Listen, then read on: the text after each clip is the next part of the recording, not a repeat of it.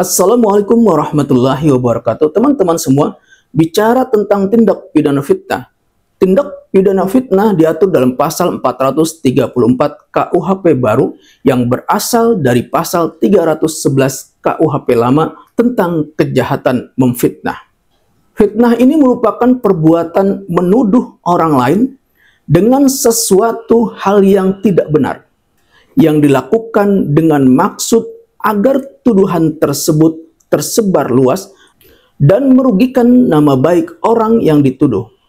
Perlu diketahui bahwa pengaturan dalam pasal 434 KUHP baru ini dilakukan dengan penyesuaian sanksi pidana penjara yang diturunkan, yang sebelumnya berdasarkan pasal 311 KUHP lama, sanksi pidananya yang sebelumnya adalah 4 tahun penjara.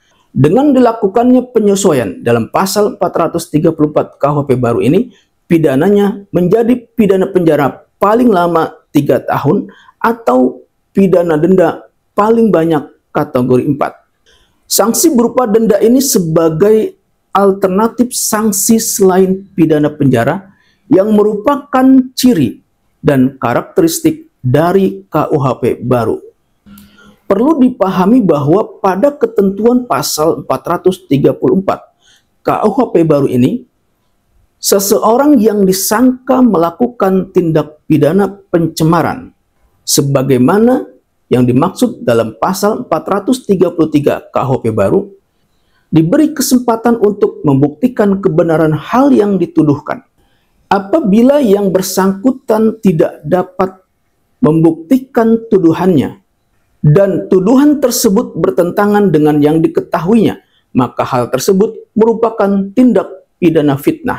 Sanksi bagi pelaku fitnah berdasarkan pasal ayat 1 Kitab Undang-Undang Hukum Pidana atau KUHP baru, yaitu pidana penjara paling lama 3 tahun atau pidana denda paling banyak kategori 4. Denda kategori 4 sebagaimana yang tercantum di dalam pasal 79 ayat 1 huruf D, yaitu sebesar 200 juta rupiah.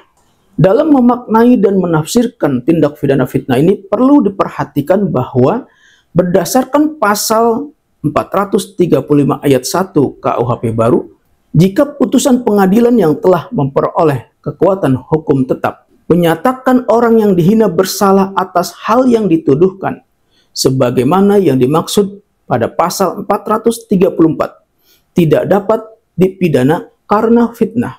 Dalam penjelasan pasal 435 ayat 1, jika orang yang dihina, yaitu yang dituduh, telah melakukan sesuatu perbuatan dan karenanya terserang kehormatan atau nama baiknya dengan putusan pengadilan yang telah memperoleh kekuatan hukum tetap, ternyata memang bersalah atas hal yang dituduhkan, terhadap penuduh tidak boleh dilakukan pemidanaan karena fitnah.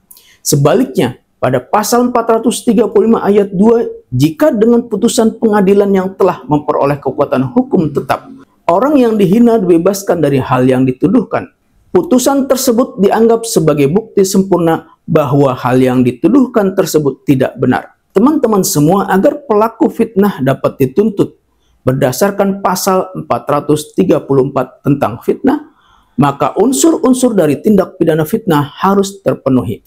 Unsur sebagaimana dimaksud, yaitu pertama berupa tuduhan, kedua penyebaran, ketiga dengan maksud merugikan, dan unsur yang keempat yaitu tidak benar. Teman-teman semua, perlu diketahui bahwa KUHP baru atau Undang-Undang Nomor 1 Tahun 2023 tentang Kitab Undang-Undang Hukum Pidana ini baru mulai berlaku pada tanggal 2 Januari tahun 2026.